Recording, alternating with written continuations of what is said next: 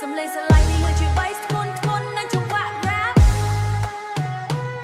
ភ្នំព្រឹកទឹកដីក៏អំណើកូនចៅភ័ក្របបីតស៊ូដោយសច្ចៈពីដីក្រហមឈ្មោះទៅកាន់អនាគតដ៏ថ្លៃថ្លាក្រោកពីព្រលឹមស្ពីកញ្ជេរួចដើរទៅចំការតស៊ូនឹងកម្ដៅថ្ងៃមិនដែលរញរីច្រឡើយណាញើហូរស្រក់ដីដើម្បីគ្រួសារនិងកូនចៅ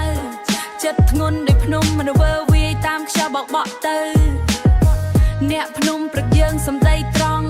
មិនចេះក៏ហាក់ភូតភ័យសន្យាមួយម៉ាត់គឺរក្សាទុកក្នុងចិត្តជាអមតៈតួហត់នៅយ៉ាងណាក៏នៅតែមានស្នាមញញឹមកម្លាំងចិត្តមមួនរងចាំពន្លឺនៃក្តីសង្ឃឹមភ្នំព្រឹកអើយស្រុកដែលពោពេញដោយវាបៃតងទឹកដីផបបីសែនមនោរម្យយើងរស់នៅដោយមន្តភាពនិងសេចក្តីស្មោះត្រង់មិនបងភាពអត់ធ្មត់ទួផ្លូវបត់បែនយ៉ាងណាក៏ដោយនេះហើយជាជីវិតអ្នកតស៊ូនៅជាដែរមើលតែជួភ្នំស្រស់បំប្រងដោយពោកសខ្យល់អាកាសបរិសុទ្ធបំពេញចិត្តស្រស់បវរកោតនឹងដំឡងលូតលាស់ពេញដីមានជាជាតិយើងថែរក្សាធម្មជាតិមិនឲ្យមានការបាត់បៀតមិត្តភ័ក្តិបងប្អូនរស់នៅជួបជុំដោយក្តីមេត្តាចែករំលែកទុកលំបាកមិនឲ្យអ្នកឯងខ្លោចផ្សា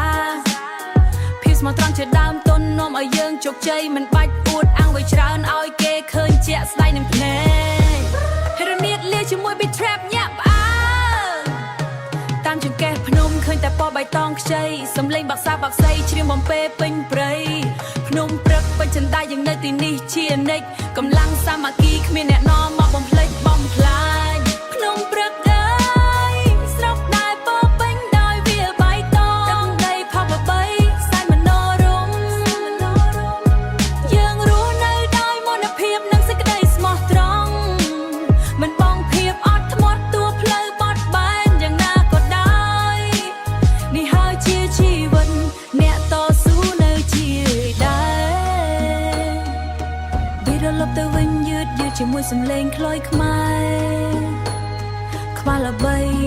ទឹកដីនៃសេចក្តីអត់ធ្មត់ភាពស្មោះត្រង់គឺជាតយុធម្មបំផុតរយង